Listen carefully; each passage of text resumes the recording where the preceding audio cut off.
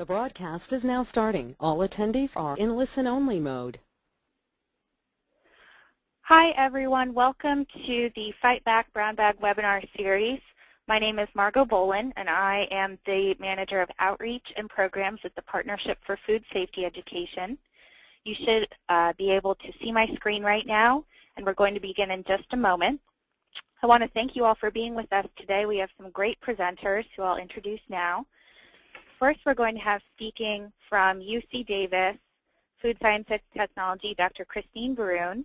She is a specialist in cooperative extension, and she's going to be presenting some of her recent observational research on consumer food safety handling in the home.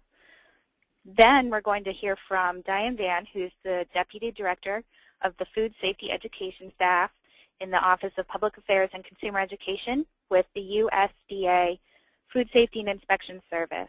And she's going to be discussing the new Food Safe Families campaign, different resources and tools for educators and consumers, and what consumers can do in their homes on the latest messaging on safe food handling, what's found to be the most effective. So again, if you're just joining us, my name is Margot Bolin. I'm with the Partnership for Food Safety Education, and we are about to start our first Fight Back Brown Bag webinar. We're very excited that you can be here with us today. First, I want to say a little bit about who we are. The Partnership for Food Safety Education is the only public-private collaborative partnership that focuses exclusively on the prevention of foodborne illness at the point of consumer handling and preparation in the home. We deliver trusted, science-based behavioral health messaging and a network of resources that support consumers in their efforts to reduce the risk of foodborne illness. You may know us from the Fight Back campaign. We're the creator and steward of the Fight Back Food Safe Handling campaign, which was one of the first message-tested and science-based campaigns in the United States. Our mission is to end illness and death from foodborne infections in the United States, and we hope that everyone on the line will do their part, and we thank you for doing your part to contribute to our mission. I just want to go over a couple housekeeping items today. If you have a question at any point during today's webinar, please go ahead and type it into the chat box that appears on your screen. At the end, we'll go through all of the questions. We'll get to as many as we possibly can. But in the meantime, should a question pop into your head, simply type it into the question box and we'll get to it as best we can. After today's webinar, there is going to be a post survey that's going to come to your email inbox shortly after it ends. If you fill that out, it will help us serve you better in the future. It's only 6 short questions, so we'd really appreciate your feedback. And finally, I just wanted to thank everyone on the call today, our backfighters, for your work to prevent foodborne illness. We appreciate everything you do, and we're glad you could join us today. So now I'm going to turn it over to Dr. Christine Baroun. She's going to discuss safe handling guidelines in preparing burgers and salads, what's really going on in the kitchen. Thanks so Christine, I will go ahead and hand off your presentation. Thank you so much, Margot. We know that people don't always do everything they say they do. And in the area of food safety, that can be very important because individuals can think they're doing things correctly. They can tell us on a survey that they are always washing their hands, they're always cooking their meat thoroughly or whatever. But do they actually do that? So I received funding from Outbreaks Incorporated to actually explore what people do in their home when they are preparing food, and common food, burgers and a salad. How are they cooking that meat, and do they adequately protect themselves against cross-contamination? So we placed video cameras in the people's home as we watched them prepare the burger and the salad. We provided all the ingredients, and the ingredients specific to how the people preferred. That is, we gave them a choice of head lettuce or leaf lettuce, but we did give them all beef-based burgers, ground beef. We gave them a gift card for as a thank you for their participation. We included thermometer and booklets, but this was after the fact. Initially, we were giving them and told them we'd give them ingredients and we'd give a gift card. We followed all the procedures of informed consent as our universities require, and we wanted to select our people so that we included those at highest risk for foodborne illness. We advertised in newspapers. We advertised by putting posters up in libraries and community centers and community groups such as soccer teams and so forth. We made the advertisement there because we wanted to be sure to have some families with children. And one of our newspaper ads was picked up by local television channel, and we even had a spot on the evening news and actually got most of our volunteers from that. So in the final sample, we were able to observe 200 families. 50% of them had children under 12, so that's the high risk for foodborne illness. And about a quarter, 22% of the families, had members in their household who were over 50 years of age. So we include high-risk groups in that regard. Next one. We wanted to see if people were aware that burgers could be related, eating burgers that were could be related to foodborne illness, and indeed almost 90% of our people had heard of people becoming ill from eating burgers that were not thoroughly cooked. Yet we had a quarter of them who said, it's not going to happen to me. I like my meat pink, and that's what I'm going to do. We inquired how people determined when their meat was done. Most used visual clues. Now you might be aware that 1 out of 4 burgers will turn brown before it reaches the recommended 160 degrees Fahrenheit. So visual clues such as the color of the meat or the shrinkage or the juice are not as reliable as actually using a thermometer. But nevertheless, the majority of our people did use the visual clues. They owned thermometers. Half of them owned thermometers, but they used them for large cuts of meat. They didn't use them for small cuts like burgers or chicken or other items that instead they relied on visual clues. So we followed, we evaluated, we videotaped all of their preparation in their own home, and then we followed evaluating this based upon the Fight Back guidelines of clean and separate and chill and cook. So I'll be summarizing the findings based upon those 4 criteria. So if you ask people, do you wash your hands before starting meal preparation, most will probably say, of course I do. But in actuality, 43% took the time to go to the sink and wash their hands before they started preparing the meal. Some people did not wash directly after handling their raw meat. They could cook their meat either in the kitchen in a fry pan or outside on the barbecue. We had video cameras set up in both places if they were going to be using their barbecue. But we found a third of them neglected to wash their hands after touching the raw meat. Most households had soap beside their kitchen, but only 41% of all the hand washing events involved soap. Now I'm saying events because people wash their hands multiple times during, or at least they turn the water on multiple times during meal preparation, but soap was used only about 40% of the time. And most people, or at least about half, 47%, did not really dry their hands in a way a microbiologist would feel comfortable. That is, they shook their hands off to shake off the extra water. Their hands were still wet. Now that's really important because bacteria loves bacteria can easily transfer from one location to another if it's a wet surface. So we have people who are not thoroughly drying their hands. You, I'm sure, are aware that the recommended hand washing duration is 20 seconds. You know, the proverbial thing, happy birthday to me. But how long did people actually wash their hands? Using the video technique, we were able to monitor and count the seconds of hand washing. This is illustrated in the next slide. Go on forward, Margot. The most common duration for hand washing was 2 seconds. 23% of the hand washing events lasted 2 seconds.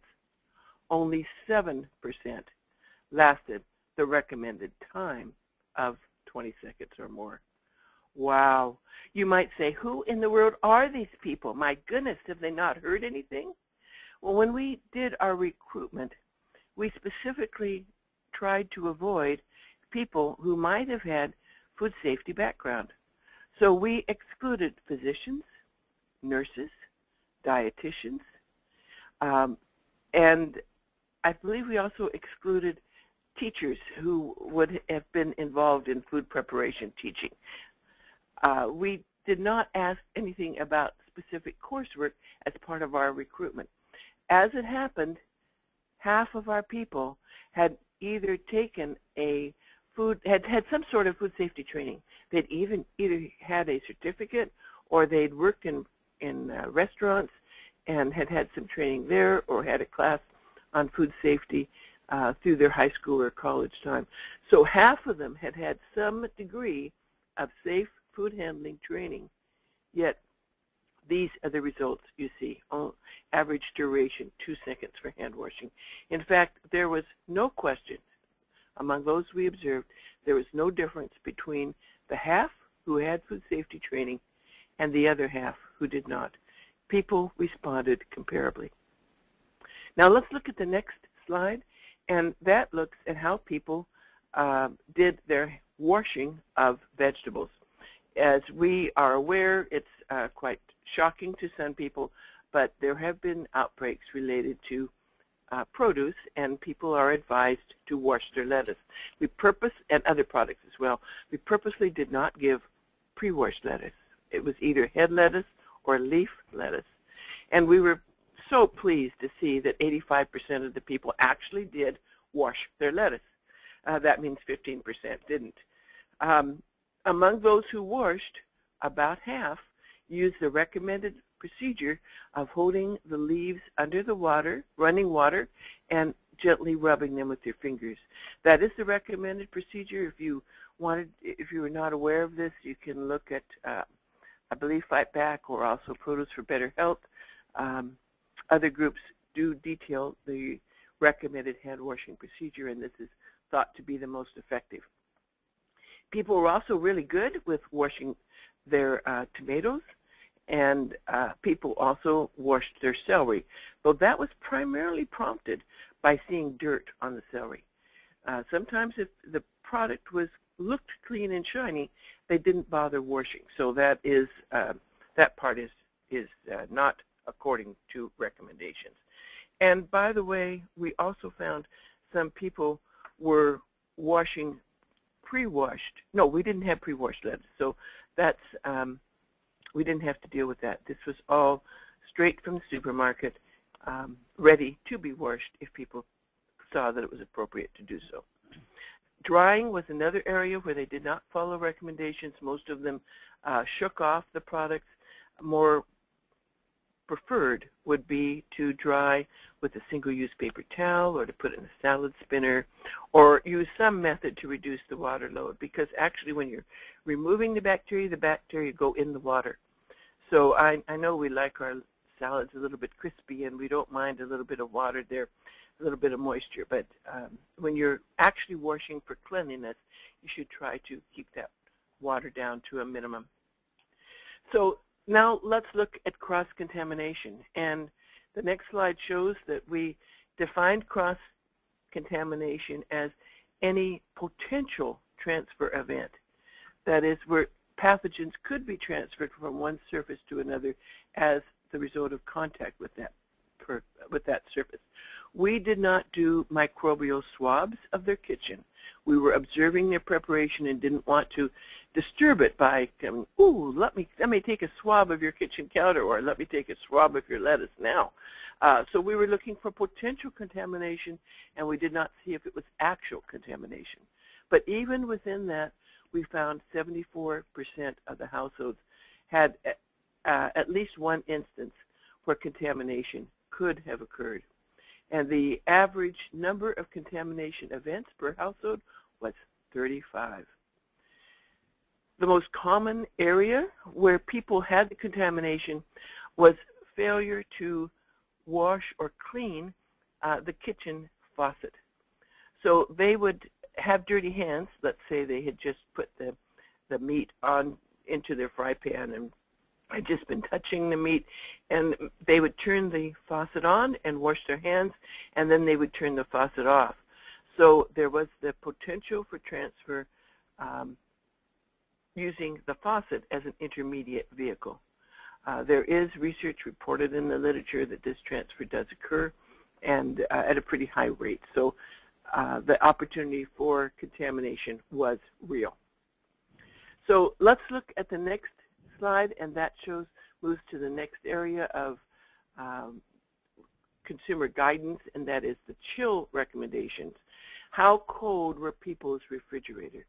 When we arrived at the house, and after the volunteers signed the consent form, we placed a refrigerator thermometer in their refrigerator where they kept the meat. And this was often on a shelf, and that's where the refrigerator thermometer was placed. And then, prior to leaving the household, we took a look at that thermometer to see what the temperature registered. You might recall that the recommendation is 40 degrees or less. And looking at this slide, you see most people were within that guideline, which was just, really fine. What concerns me is those refrigerators that were warmer. And we have over 10%, almost 15% that were 45 degrees or above. And I'm especially worried about those that were getting close to 50. Scientists, microbiologists have verified that, for example, E. coli can grow on lettuce or spinach leaves at 50 degrees Fahrenheit or above. So we have some people whose refrigerator is definitely in a danger zone, a zone where pathogens have been documented to have grown. So while most are doing well on the refrigerator, we have a number who have their refrigerator turned up. Some actually volunteered to us that they kept the refrigerator on the warm side because they were worried about, the cost of energy, and they were worried about their electricity bills. I have seen sometimes in the newspaper when columnists advise people how to save money in their home, they've suggested, and just knock the refrigerator up a little bit because you'll save so much energy.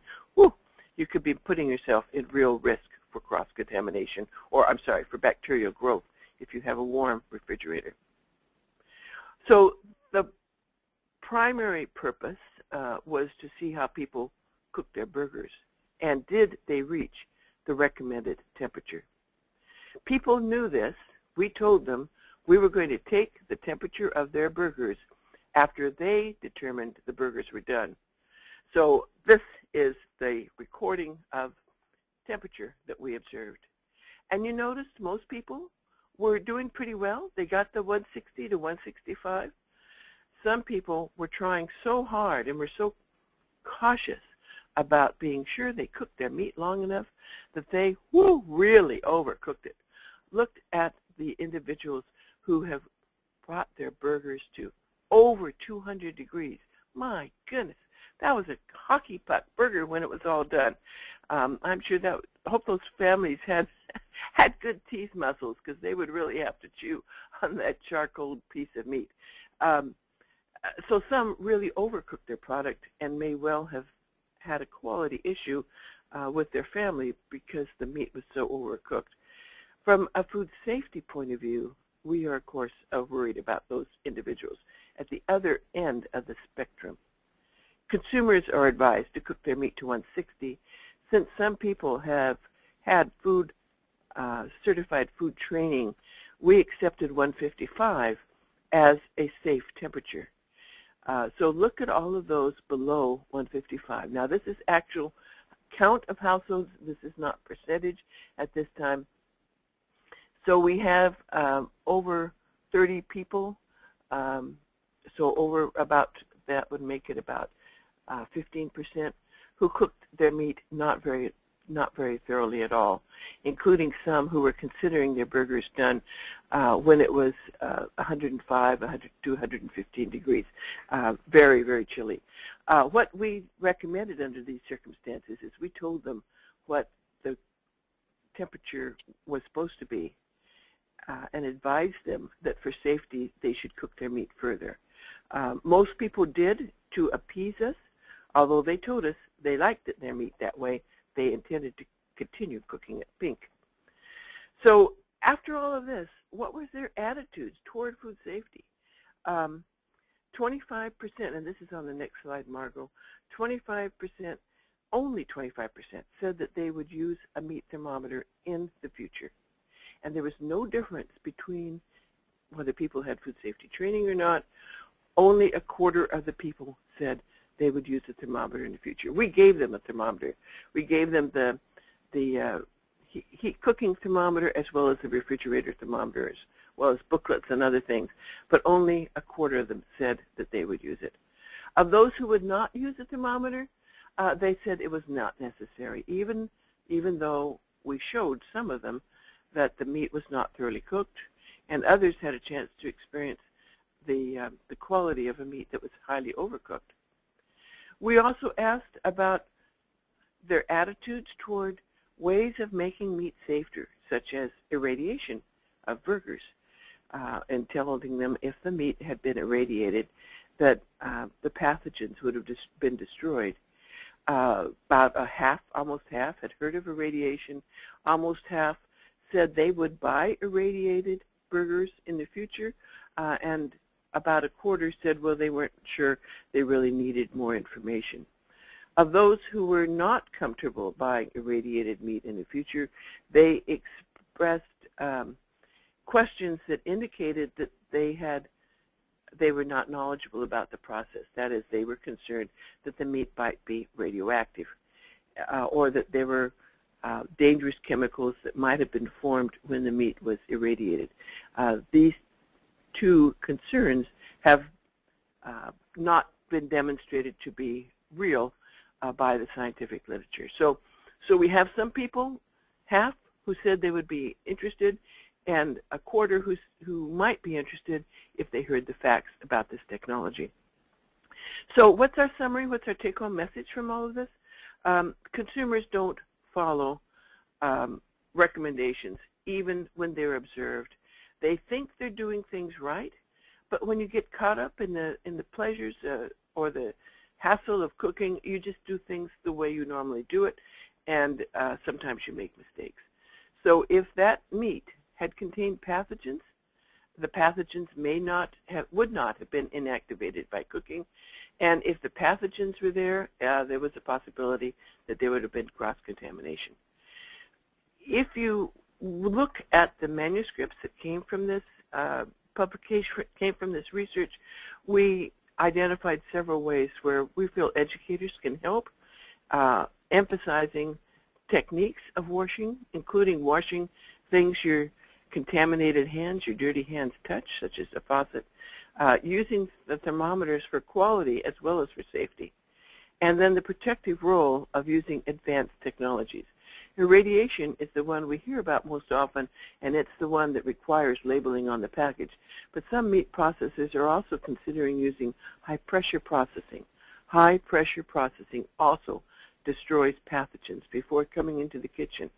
And it would be useful if consumers knew about this and recognized any advantage that this technology has. Many people said they looked at celebrity chefs. Celebrity chefs never used a thermometer. Celebrity chefs use other methods, and they talked about following the guidance that they see on the cooking channel as far as what they should be doing.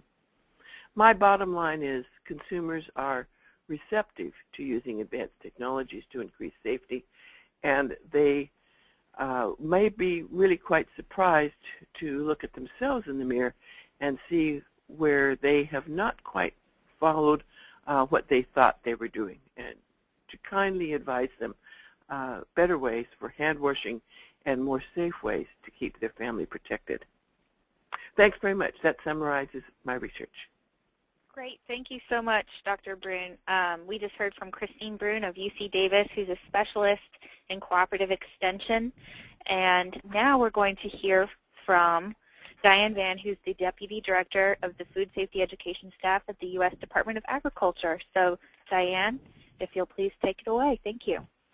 Thank you, Margot. I want to talk to you today about our Food Safe Families campaign. The Food Safe Families campaign was launched on June 28th of 2011, not quite a year ago, and it is sponsored by the USDA, CDC, FDA, and the Ad Council. The sponsors within USDA are, or next slide, FSIS,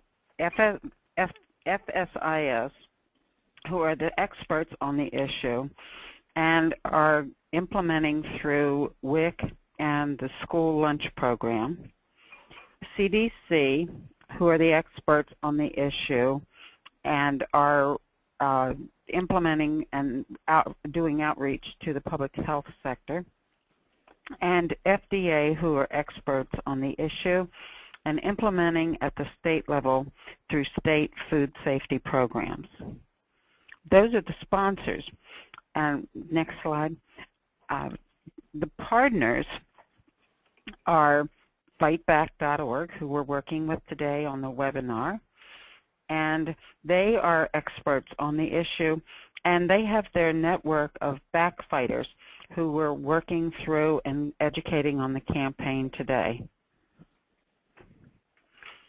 The problem, as you may have already heard, is foodborne illness is extremely widespread throughout the U.S.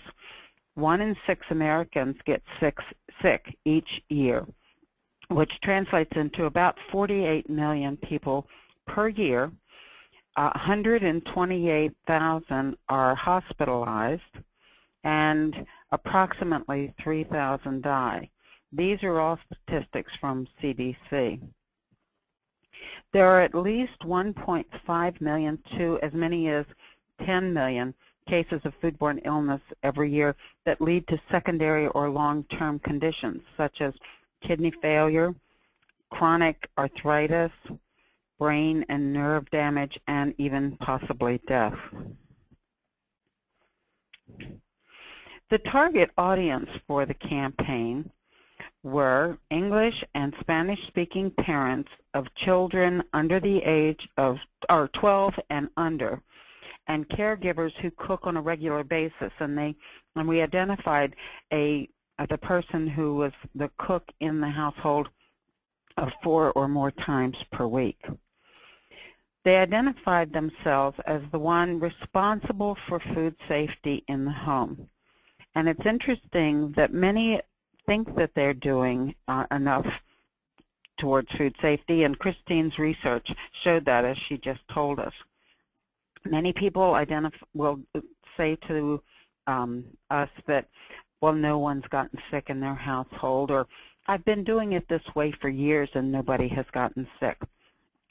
So they think that they are doing the right things. They think they're following food safety procedures, but when in fact Christine's research showed that many are not. And they do identify that they would do anything to keep their children safe. They are very concerned about their children, and in many cases they'll say that, well, I'll use a thermometer to cook hamburgers for my children, but I still like mine rare. So the target is those cooking for their children. The campaign objectives are to raise perception of the inherent risk of foodborne illness and the gravity of the issue. Many people are not aware of the possible risk of foodborne illness and how many cases there are a year, and how important it is to follow food safety messages and guidelines. to motivate the target to improve their food safety behavior, and to help achieve the Healthy People 2020 food safety goals of improving food safety and reducing foodborne illness, and the objective of increasing the proportion of consumers who do follow the key food safety practices and the key food safety messages of clean, separate, cook, and chill. The messages were structured around food poisoning is a bigger risk than you think. While much may be outside of your control, there are things that you can do to make sure that your food is safe. Because they think that they are doing things right, these messages will help you keep your food safer. Will make you following these procedures or these messages or guidelines will help you keep it safer. Even though you think you keep it safe, this will help you make it safer and help protect your family from serious harm. We wanted to pique the interest via empathy. The messages are invoking the message of communicating a risk, and then we follow up with a doable action. It's easy, these easy steps on how to keep your food safer, making sure that you follow the procedures or the practices.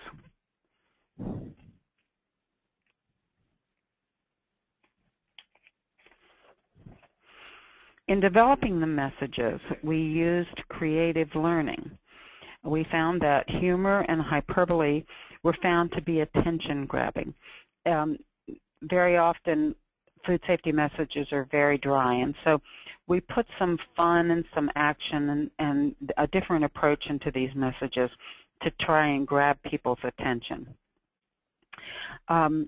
We found that people understood the hyperbole scenarios and the relationship they have to food safety behaviors. They readily understood the specific food safety behavior promoted in each spot. The food was understood to be the centerpiece of the PSA or the radio ad, and they understood the focus of the idea. And each spot resonated equally with the target group.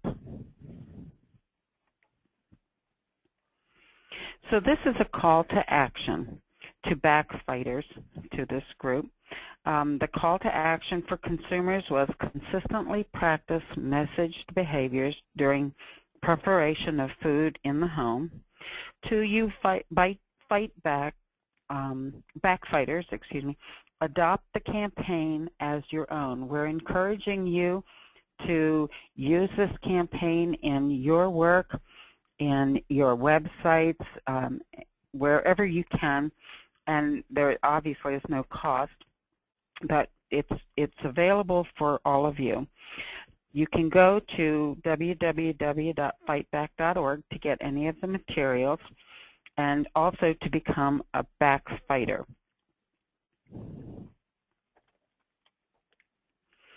The graphic identity for the campaign is the same clean, separate, cook, and chill messages. However, they have been refreshed and put into a more modern, updated color scheme, along with the campaign, which is check your steps, keep your family safer from food poisoning. And you may notice that we're using food poisoning. We've always used foodborne illness, and we still do. However, to reach the segment of the population that is very familiar with the term food poisoning, we are using food poisoning with this campaign. There are the key messages within each of the four graphic identities of clean, wash hands and surfaces often, separate raw meat from other foods, cook to the right temperatures, and chill, refrigerate food promptly. How can you use these this toolkit? You can show the PSAs to your class or in your programs. You can download the icons and place them on your own material as reminders of the four behaviors. You can use the banner ads on your website as an additional food safety resource. And you can use the other resource section as supplemental material to extend learning and food safety activities. You can go to the Toolkit, the Food Safe Families Toolkit, and check your steps. It's an online resource that provides educators with campaign information and free downloadable food safety materials. And we encourage you to do that. You can customize the Toolkit assets with your own program name or with your organizational logo. We encourage you to do that.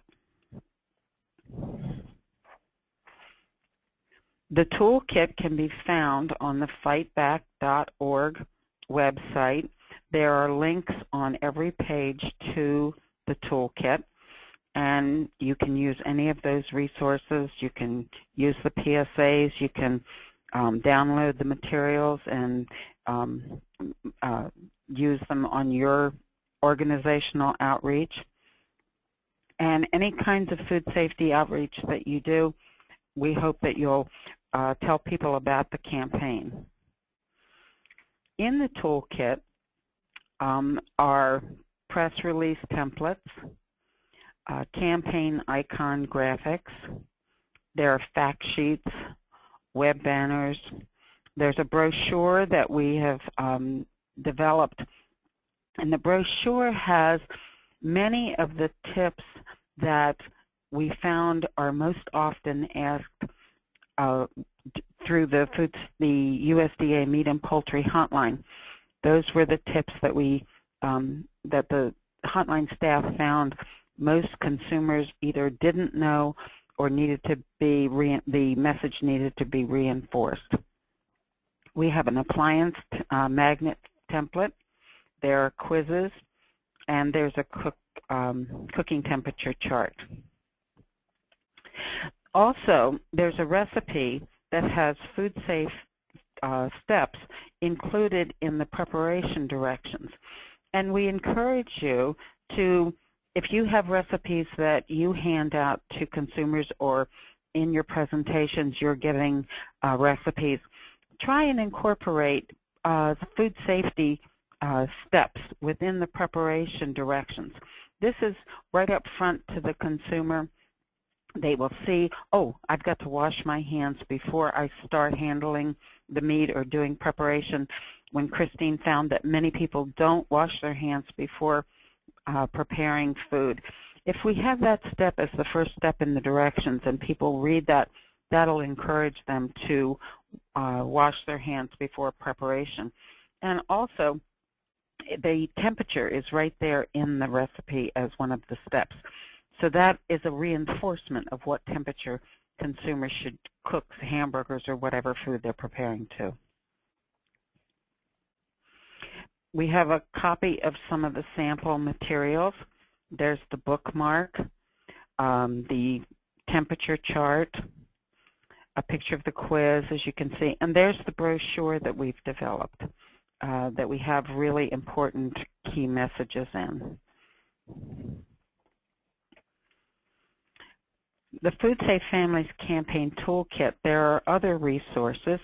There's the USDA Food Safety Discovery Zone, and this tells you a description of it, but you can also make a request for an appearance if you go to the USDA Food Safety Education Request of Food Safety Mobile Visit website or link.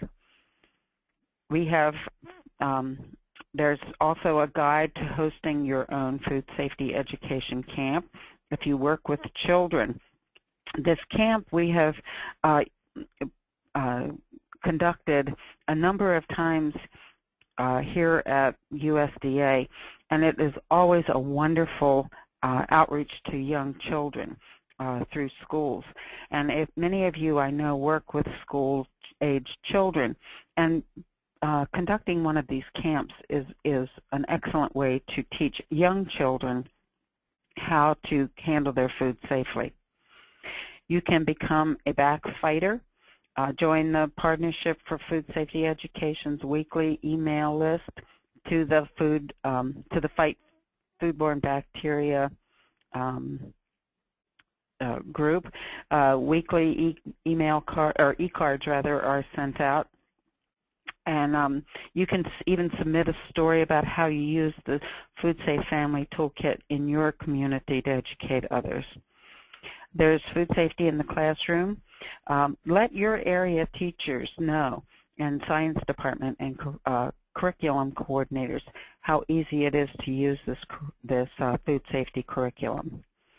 And then the Fight Back curriculum kits can be used at even scout meetings or in summer camps or other activities that you may be conducting.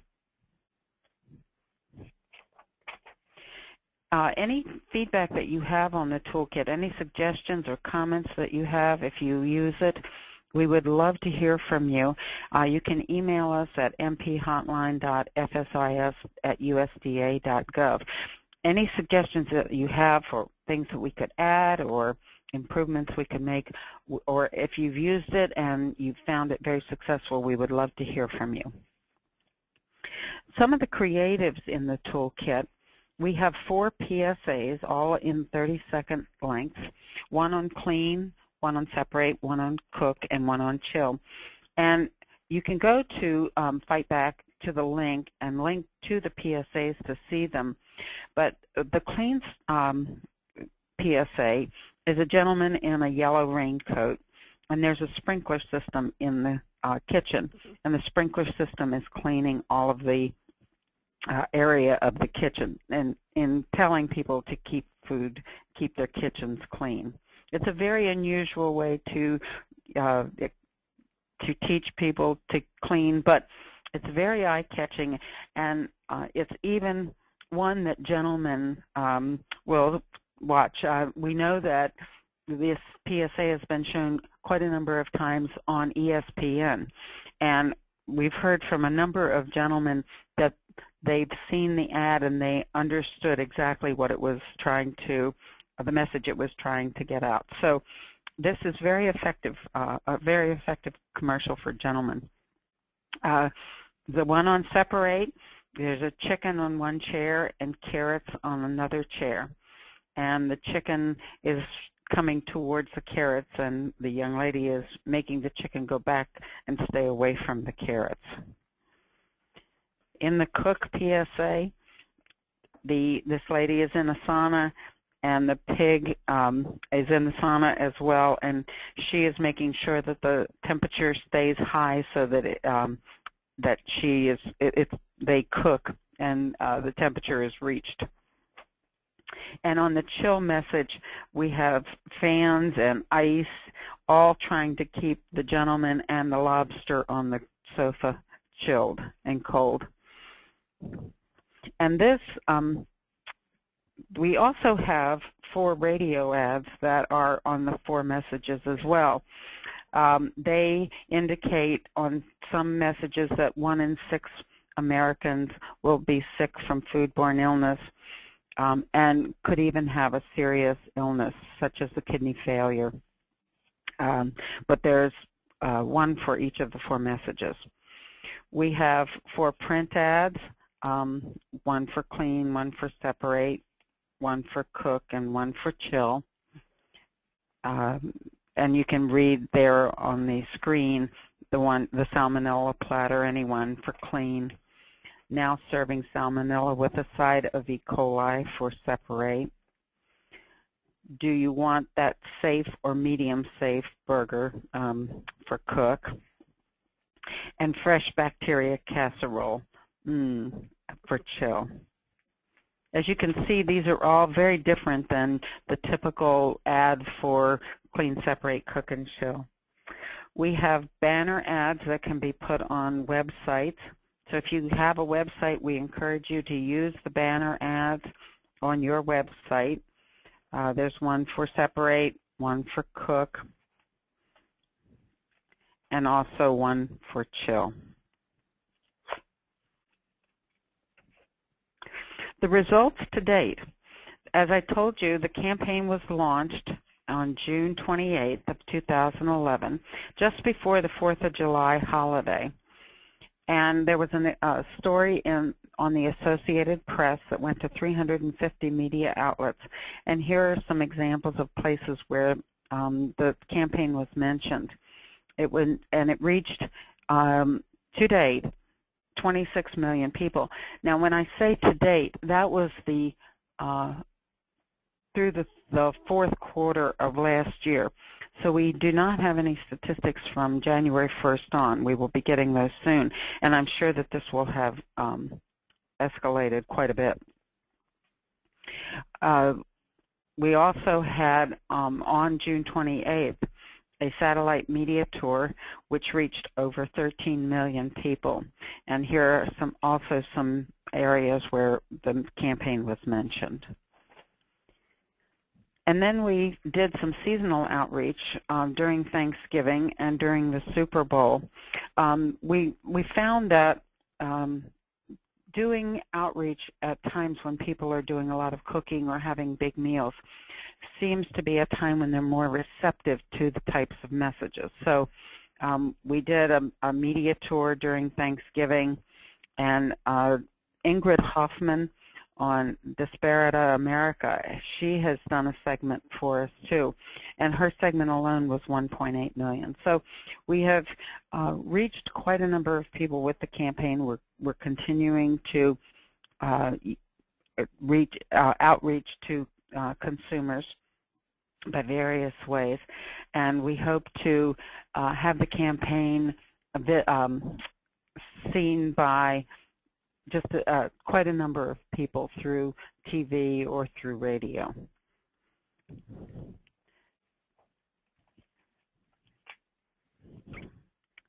Okay, Margot. Great. Thank you so much, Diane, for your presentation. That was Diane Van from the U.S. Department of Agriculture, and we thank both our presenters for being with us today. They are truly experts in this field, and we're very lucky to have them here speaking to you all on behalf of the Partnership for Food Safety Education. So I want to reiterate what Diane said. We really encourage you to adopt this campaign and make it your own and visit the toolkit. The easiest way to do that, since you're already familiar, hopefully, with fightback.org, is to visit fightback.org and click this button just to the left of your screen. It's visible from every page at fightback.org, and that is the best way to access the toolkit and gain access to all of these free materials that are there for you to use, whether it's video, radio, print materials, or different web properties that you can even ask your organization to use to link to the toolkit and promote food safety. So there are just a variety of options of things that you can do, and we really encourage you to adopt this campaign and make it your own, since it's the latest, greatest messaging on safe food handling for consumers. We'd also invite you to stay in touch. We ask you to submit a Backfighter of the Month. If you know someone in your organization or a colleague, someone you know, a family friend who has really done great things to promote food safety, whether it's in the home, the classroom, we invite you to visit fightback.org, look at the story we have up, and submit a story online. There's a form you can fill out that will just take a moment of your time, or you can give me a call. Again, I'm Margot Boland, and my phone number is there on the screen. In the meantime, we invite you to visit us at our Twitter feed and our Facebook feed, and visit our website, of course, for all the free materials that you enjoy. Again, I'd like to reiterate that you may ask a question. We do have a bunch of time for our questions, and our two presenters, Dr. Brun and Diane Van, will be happy to answer any questions that people might have. I see right now our first question is, will slides and CE certificate be made available? We are looking into CE certification and certification through the Academy of Dietetics and Nutrition. We may be able to get retroactive credit for this webinar, but we are not yet sure. If that is the case, then we will definitely be contacting you, and definitely for the future, we will be able to do some sort of accreditation and provide credit for RDs and different certifications. We're also looking into AFDO certification and NEHA certification, if that is of interest to anyone on the line. We're going to have this webinar available on our website in a video format, and we will also be able to do a format of slides as well. We have a question right now that I think, Dr. Brune, this might be a good question for you. Do you agree that supermarket buffet areas are risky? Customers come into the store and use utensils and do not wash their hands. I advise my patients to stay clear of public buffets. I'm personally a little cautious about public buffets because I'm not sure if the restaurant is as careful as, or the food service is as careful as they should be on when they restock. If have they had the training to know they take out the old product and put in a new one, a whole bowl, or do they just dump the new stuff on top of the old stuff? I sit back and look, and I'm sorry to say I can be a little bit of a talky consumer. If I see an error, I go and tell the manager what to do. You shouldn't have the raw product here, or you shouldn't have the cooked product here. I provide advice. It's potentially risky because you're relying on people following guidelines, and if they're not following guidelines on handling, you could be the one who suffers. So, it's a potential problem, but if you watch and find a restaurant that you are assured that they've got good training or handling it right, then you can be okay. Great. Thank you, Dr. Brune. I hope that answered the question. We have another question about messaging as far as food safety for consumers, and it is, how can I get my students to understand that foodborne illness is not an abstract threat? Diane, I think this might be a good question for you to try to tackle. It is very difficult, and that is what we are doing every day, trying to reach out to students. We have on our mobile, we have a display where we show washing hands, and we use a glow germ to demonstrate how just shaking hands, you're spreading bacteria from one person to another, and how important it is to wash your hands properly. We also have in our food safety camp that we do with children, we have Petri dishes where we show with, I think it's lentils, we'll show one Petri dish with say 5 bacteria, and then the next Petri dish is 20 minutes later, and all of the bacteria have, those 5 bacteria have multiplied. And then we show how that occurs over hours and how many bacteria it multiplies to. It seems to me that visuals are the most important way that students can learn how to keep their food safe and learn the key food safety messages. So using visuals and working with children starting at a younger age, we know that children who are young will take the messages home to their parents, and many times parents learn through their children. So if we can teach children at a young age about the importance of food safety, then they can take that message home and remember it themselves as they grow up and have their own kitchens and are preparing their own food and then food for their families. Great. Thank you so much, Diane. Oh, go ahead, Christine. Glow germ is super. I've seen lots of instances where kids have had a chance to experiment and see how the organisms transfer, and that's really very, very effective. Another thing that I've used to illustrate how bacteria grow is jars full of, well, I use jelly beans, but one could use M&Ms, or one could use pebbles, and starting out with 1, which becomes 2, which becomes 4, 8, and keep on up. You can even make this a math issue if you're in a formal classroom, and keep in mind that if it's E. coli 015787110 will put a susceptible person in the hospital.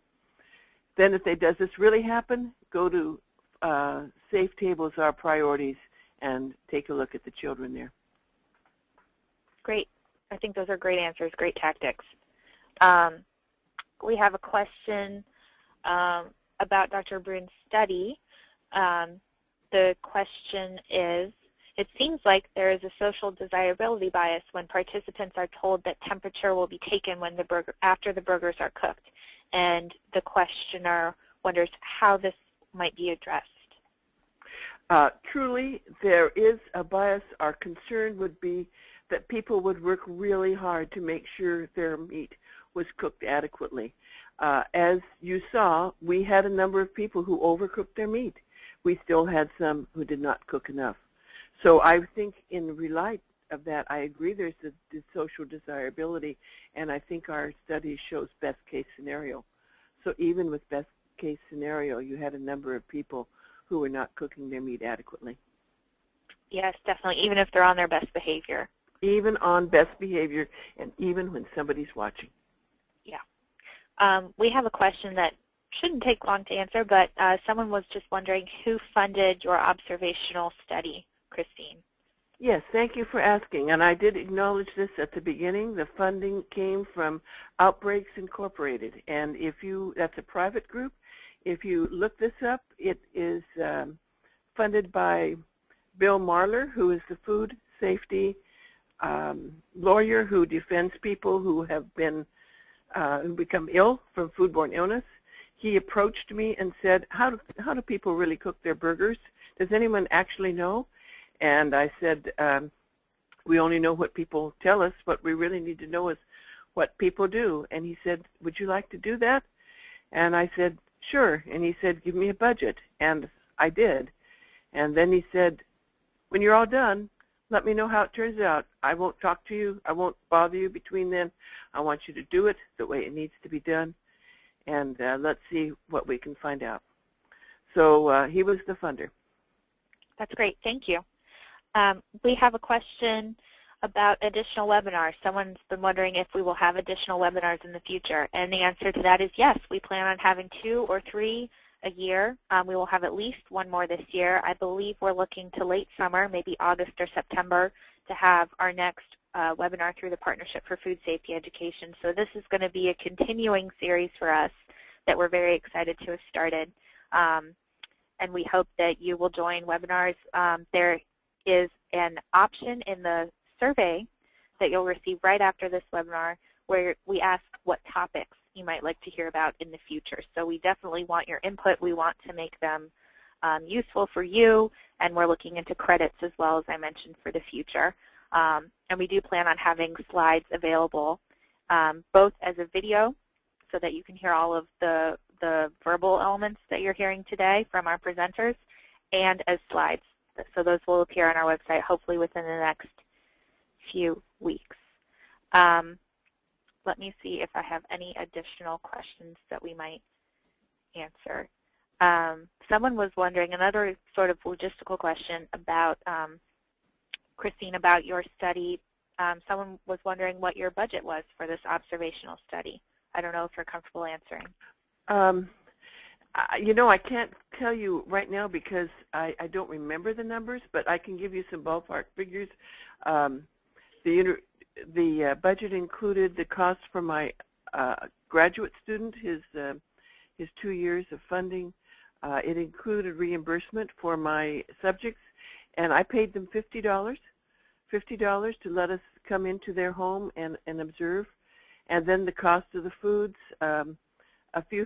we bought thermometers, you know, both types, refrigerator and room and meat cooking thermometers for them. We bought all the food for them. We had transportation, and we had some costs to go to a professional society meeting and present the results. And then, of course, the university's overhead, which was 52%.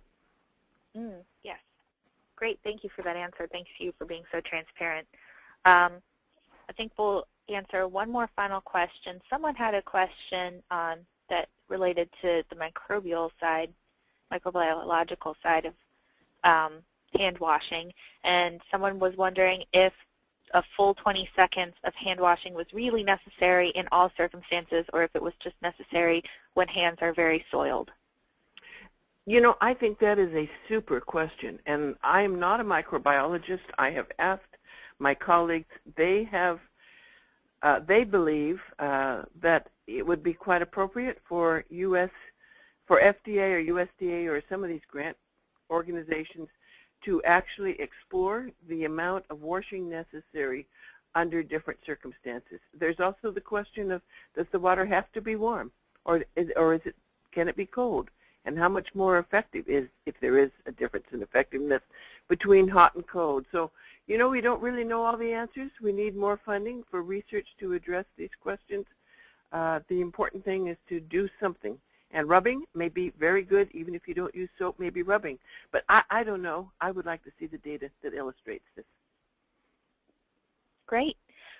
Well, with that, that's all the time we have for today. Thank you, everyone, so much for your questions and your participation and being with us on the call today. It's been very well attended, so we're very encouraged, and we encourage you to join us in the future. So thank you again to our presenters, and thank you to all on the line for being with us. Look out at fightback.org for our slides and to visit the Food Safe Families Toolkit in the future. So thank you, everyone, and take care. Bye-bye.